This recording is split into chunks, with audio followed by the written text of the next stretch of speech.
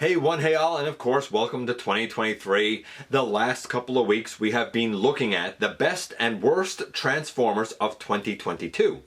2 weeks ago we looked at the best fan-voted top 10 Transformers. 1 week ago we looked at the worst or most disappointing. It's hard to say worst because this was a really strong year. But we looked at the worst fan-voted top 10 Transformers of 2022. And now, this week we're going to look at my personal top 10 best of 2022. And next week we will look at my personal top 10 worst of 2022. So if you have noticed that there was no countdown question, that's why we're doing my personal one. If you notice next week there's no countdown question, that's why we're doing my personal one. We'll get back to our usual topics after, and I do have some topics waiting in the wings for 2023.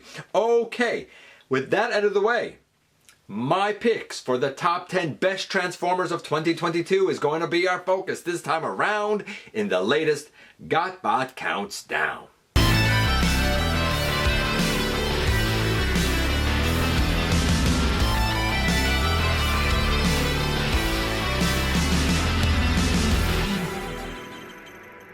Hey one, hey all, welcome back to the channel. I'm your host, your most humble of hosts, Dennis Moulton, aka GotBot. As always, please like, comment, share, of course, subscribe, and while you're at it, light 'em up, baby. Hit that notification bell, please. It helps me out a ton, and it lets you know when content of all sorts goes up here on the channel. Check out Machinery of Man, The Everything Factor, all the groups that I'm either a mod or an admin for, as well as all of my social media links. All of that in the description down below. Also in the description down below. And if you happen to be in a position to help the channel to grow, you can use the donate link, check us out on Patreon, see what we have to offer to you through spring, or of course hit the join button, man, at any given time and become a channel member. And this is, as I said, my picks for the top 10 best Transformers of 2022. Some of them quite different than what the fan votes were. A few of them the same as the fan votes. A few of them even in the same position on the list as the fan votes. But my top pick didn't even appear on the fan voted list, which shocked me. In fact, it may have had one vote, if that. So, the top of the list I think is going to be a bit of a surprise. Nevertheless, we do have some honorable mentions. And you know what? Honestly, what a strong year. Like, big shout out to Razor Bear. I have, Viacons and the first edition Viacon. Because of him, I have first edition Bulkhead now because of him. First edition Optimus Prime. Slipstream, right? I mean, I got all of those. They weren't released in 2023, of course, but like I added those this year. So many strong contenders, really strong contenders, from DK Guard, which is a mold I really like, to our honorable mentions. Shattered Glass Ultra Magnus, I thought turned out well. Yes, it's not the body type it should be, but as somebody who hadn't experienced the Earthrise Ultra Magnus, man, it's a great mold. It's a great use of it. Cosmos, right? Clampdown. Galvatron. Galvatron appeared last year because he was in Kingdom. He could have appeared on the list this year because he was re-released in Legacy. Tremendous. Legacy Soundwave, the Siege Soundwave was great. I know a lot of people wanted the Netflix, but the Siege one is tremendous as well. Blaster could have been on the list. RC, 86 RC. A lot of people complained about her and said she's loose. Mine was great. Could have been on the list. APC's Night Countess could have been on the list. A bunch of third-party things could have been on the list. But none of them are, because some of them didn't come out in 2023, and because it was kind of a fast and furious year for good offerings, depending on two main factors. And I'll discuss them as we go. So, the official honorable mentions: Shattered Glass Ultra Magnus, Legacy Galvatron, Velocitron Cosmos, 86 RC, and APC's Night Countess. My 5 honorable mentions. Man, what a year. What a year. None of them made the actual list. So you know what we're going to do? We're going to kick things off with number 10 first. Now, coming in at number 10 is a character that was the last thing I got in 2022. In fact, I got it on December the 30th. And while I did show this off last week on GotBot Goes Live, the actual full review will come tomorrow. And it's this guy, Legacy Inferno. Some people have complained about the bug legs sticking off, and yeah, I get it, that's a bit of a nuisance, but I find that they are less egregious on him than they are, for example, on the Waspinator mold. I feel like they get in the way more on that mold than they do here. Would it be nice if there was a way, and maybe more hinges to fold this leg up? Yes. Would it be nice if there was more hinges to fold this leg up? Yes. But luckily, because they can move around down here and move back and forth up here, I find that I can get them out of the way to get me pretty much every pose I could want. I also like that this can be opened up on his back as like his butt thruster, or you can kind of leave it down almost like the tails of a trench coat.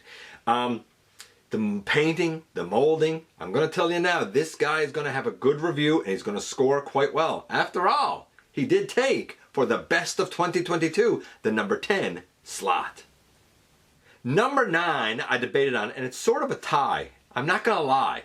Both of the ones I had in mind for number 9 have appeared on previous year's lists. The one that I actually chose to put on here is Shattered Glass Jetfire. I love the Commander Jetfire mold. This is a tremendous mold. Purple happens to be my favorite color, seconded by black. So when you take everything that is magnificent about the Siege Jetfire, who appeared on the list in 2019, and you make it purple and black, I'm going to love it just as much, if not more. I think that it was, is, and probably ever will be the standard bearer for really what a commander class should be. By the way, we're going to kind of see this guy a little bit later as well, because I want to talk about something else. Who was the other one that I was debating putting here? That would be Impactor, the one that came with the Wreck and Rule set. Impactor was my number 1 of 2019 because at the time I was getting very fed up with a lot of things, and he really rekindled my love for Transformers. And the version of him that was in the Wreck and Rule set, I mean, has a newly molded chest. It doesn't have the muck, it's clean, and a new head, but honestly, like everything I loved about the original Impactor, I love about that one too. It's just when it came down to Impactor or Jetfire, I was like, you know what?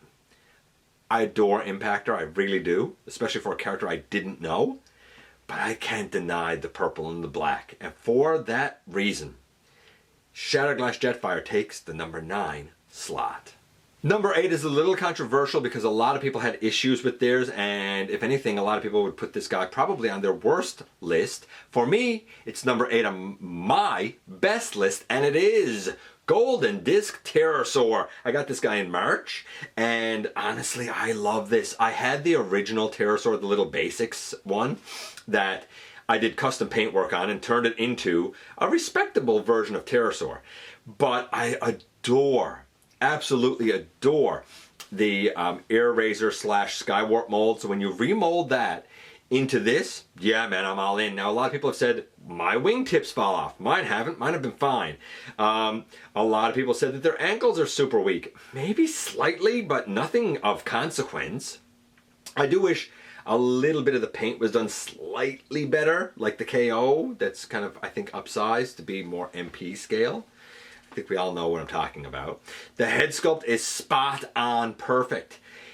This is the Pterosaur that I've been waiting for, well, close on 30 years. I love how this turned out.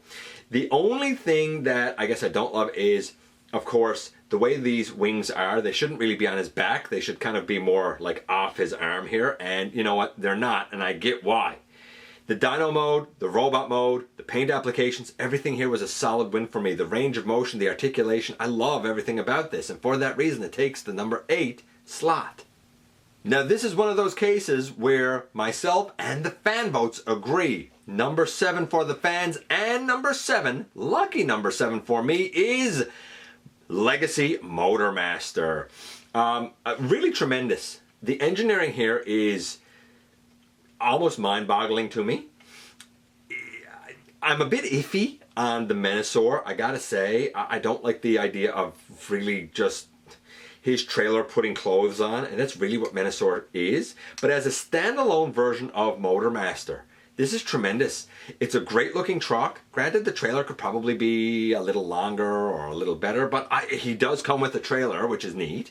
And as an actual bot, like all of the articulation you could want is there. It captures the character pretty much perfectly. If not perfectly, then like the next thing to it. I have heard of issues with the kind of armpit tab here breaking. That's unfortunate. I have heard issues of some yellowing on the trailer. That's unfortunate. And that brings me to one of the caveats that I mentioned at the beginning of this video. Of everything that I'm putting on my personal list, even the fan voted list, there's been so much QC variation this year, and I talked about it with Pterosaur a little bit. So much QC variation this year that some things that are on my best list, you would probably say, man, that's awful. I don't think anybody's two lists are going to look the same this year because there's been such wild variation of QC. The other thing that greatly affects what appears on individual lists will be distribution. If something was next to impossible to get, or you had to spend an arm and a leg to somehow obtain it, then you know what? It probably wouldn't be the best thing you got because either you didn't get it or you overpaid for it, and that kind of ruins the experience. As it is, I actually got this guy for less than retail, so I was very happy. And while I was iffy on him being a commander, the mass is there, the paint is there, and man, oh man, is the engineering ever there. Motormaster. For the fans and for myself, he took the number 7 slot. Now my number 6 best of the year was a shock to me, and with the fans it was actually their pick for number 4 best of the year. For me it's number 6, for the fans it was number 4, and it's Legacy Override. Actually Velocitron, Speedia 500 Legacy Override. And like everybody who knows me knows, like I'm not a Unicron Trilogy guy at all. I have zero connection to this character. I did review the, I'm going to say the original, but it was the repaint done in the like black, gray, and red. I can't remember what the repaint was called. But like the paint here is impeccable. Yes, some mass is given up, but the engineering is very interesting. The head sculpt is bonkers detailed. The transformation is smooth as butter. Every hinge, every joint, every locking point, everything that could be done right with a transformer is done right here. About the only criticism that I could levy, and that most fans can levy, would be the inclusion of a Cyber Planet key, if that's what you want. I don't care, but I understand why Unicron Trilogy fans, specifically Cybertron fans, would. And in a line like Velocitron, Speedia 500, how could you not have Override? Or Nitro Convoy if you prefer. Yeah, to me an absolute sleeper hit. And she took the number 4, no, not 4, fan she was 4. For me, she took the number 6 slot. And a hush falls over the crowd because we are at the traditional, the ever popular halfway mark. And at the halfway mark we have the exact same pick that voters picked when they did their best list. And a prime example of how if you experience bad QC, that might ruin this experience for you and put it on your worst list. I'm talking about my very favorite of the Dinobots, Sludge. 86 Sludge I adore. Mine works the way it's intended to. Tons of paint. These wing pieces are generally fine. This one might be slightly loose, but nothing worth talking about. My hips, my knees are fine. He stands, no problem at all, right? I mean, I guess if I wanted to hold him like, you know, mine's fine. But if you experience the loosey-goosey hips, if you experience the knees that are basically frictionless and trash, then I get it. It's going to ruin this for you. However, if you get a good copy, oh, and the possibility of yellowing back here around the neck piece, but if you get a good copy that doesn't have the yellowing, where the hips work fine, where the legs work fine, where the knees work fine, and you couple that with a very interesting transformation that is off the beaten path for what I really expected, and the resulting robot mode is tremendous, the resulting dino mode is tremendous, you know what? Sludge, when he works the way he's supposed to work, is pretty tremendous. And For that reason, and because he's my favorite Dinobot, he took the number 5 slot. Now my number 4 did not appear on the fan-voted top 10 list. He had a couple of votes, but not enough to rank. That being said, I got him very late in the year. He was something obtained for the holidays, so he barely made it under the wire. And some people would include him this year, and some people might include him next year since he's getting a repackage in Evolution. But for now, I'm very happy to include Transmetal 2 Beast Wars Megatron at my number 4 slot. And I wasn't even going to get this. I didn't like the asymmetrical nature of the dragon arm, and I thought on the show he had 2 general symmetrical arms. I was wrong, and I'm today, well, I'm 22 years old when I learned, like, yeah, this is actually accurate. And I ended up getting him for the holidays. And you know what? I'm so glad I did, because he's so much better than I thought he was going to be. I never had the original. I can't believe now I was going to pass on this. Is he perfect? Maybe not. I mean, it'd be nice if we had a wrist swivel. Some might say a head tilt up and down would be nice, but man, oh man. The molded in detail, the painting, the heft, the transformation, the engineering, having the claws actually be the claws. It's not a faux piece. Like, even the what could have been a gigantic backpack with a ponytail really compacts fairly nicely and fairly flat.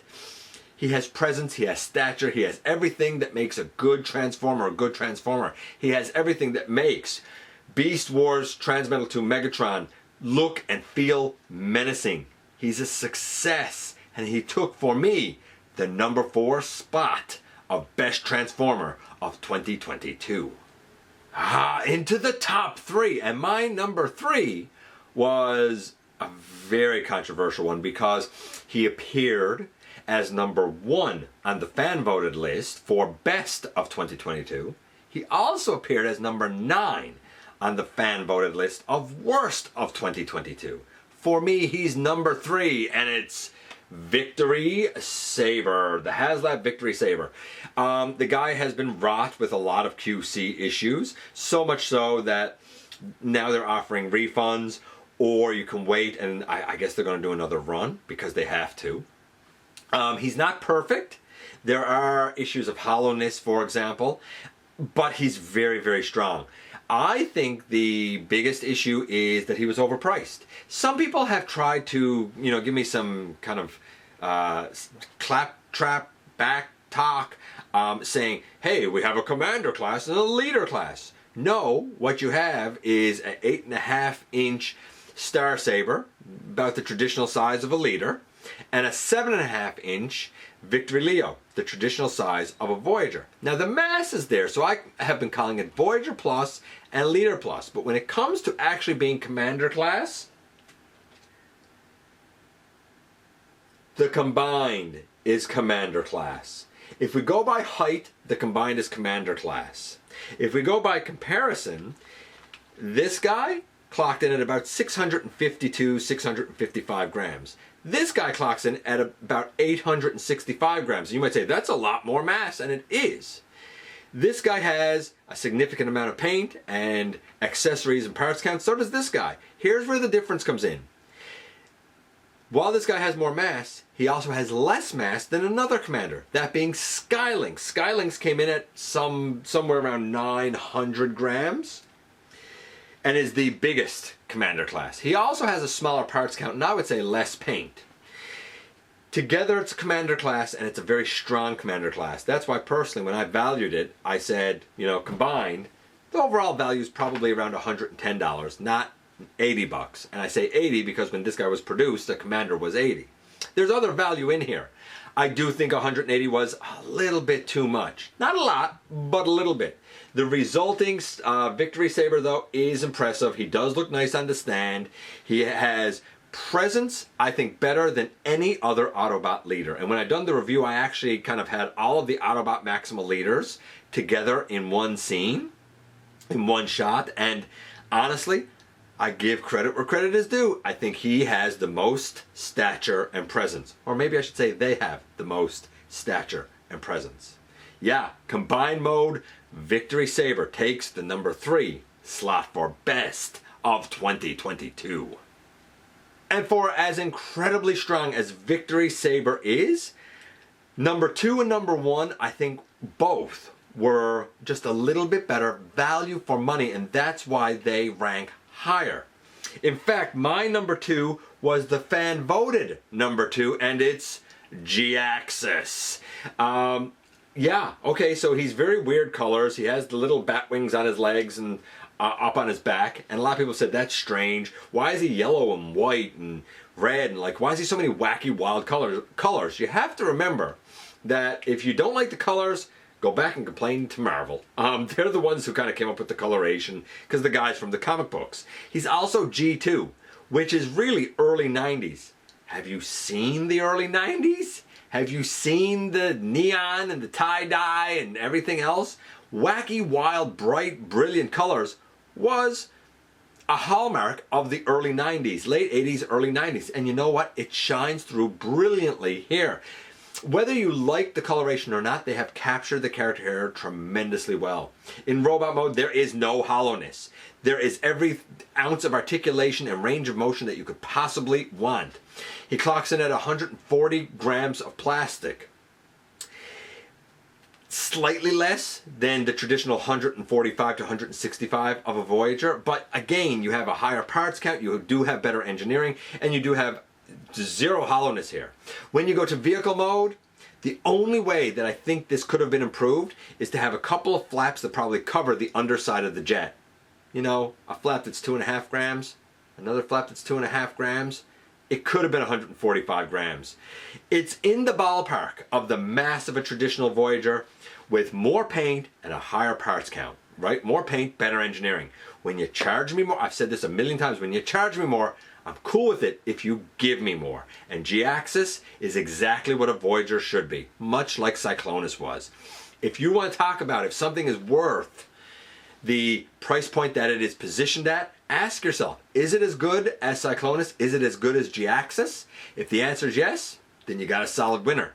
If the answer is no, maybe you should wait for a sale. Just saying. Jihaxus clearly, easily took number 2 slot for best of 2022, and that only leaves one. It was mind-boggling to me that number 1 did not get as many votes as I thought it was going to. I got number 1 fairly early in the year. I want to say March, April, maybe is what I'm thinking. And while it did get a vote or two, it didn't get the support that I think it deserves. It didn't get the support that I think it warrants.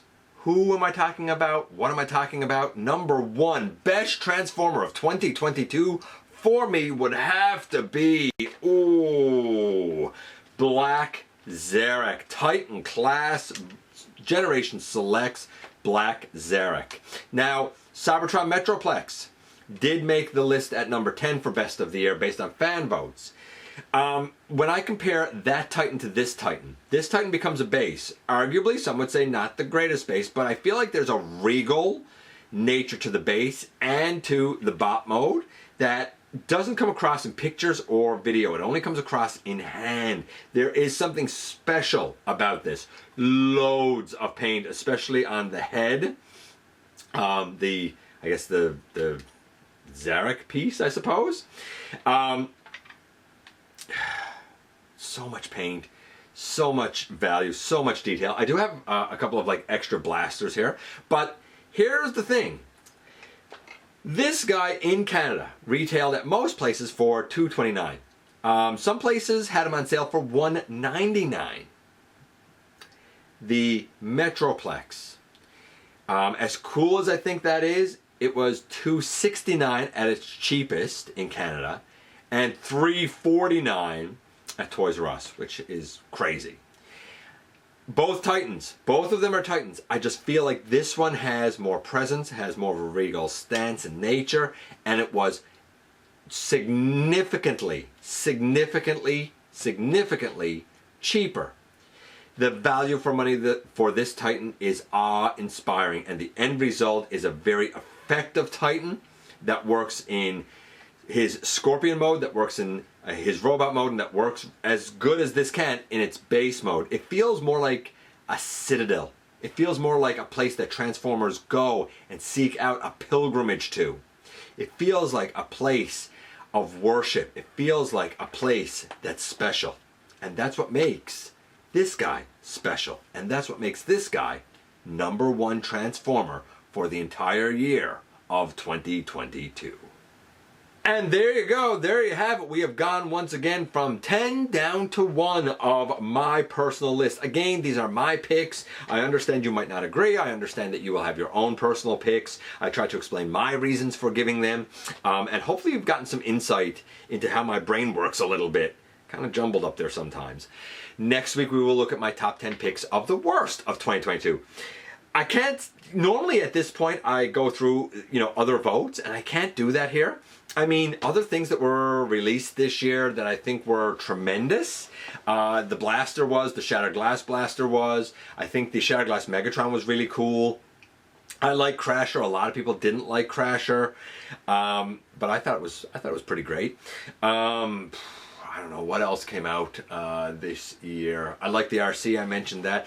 I think some things had potential, like the Road Rocket, and depending on what you experienced with that, it was either really good or really bad. So it's kind of all over the map. Again, for my personal list, I can only speak to my experience with the molds that I had. Yours may, of course, differ. Thank you for coming by, giving me some of your extremely valuable time. I do know how important it is to you. If you're in a position to help the channel to grow, you can use the donate link, check us out on Patreon, see what we have to offer to you through spring, or of course, hit the join button, man, at any given time and become a channel member. Don't forget to hit the subscribe button, please, and stick around and have some fun with us here on the channel. And especially don't forget that somehow, some way, each and every single solitary day, you right there, you do make a difference. I look forward to the next time that you and I get together to have another visit, either in the live streams on Thursday nights at the stop motion premieres, or the old-fashioned way right here inside the videos.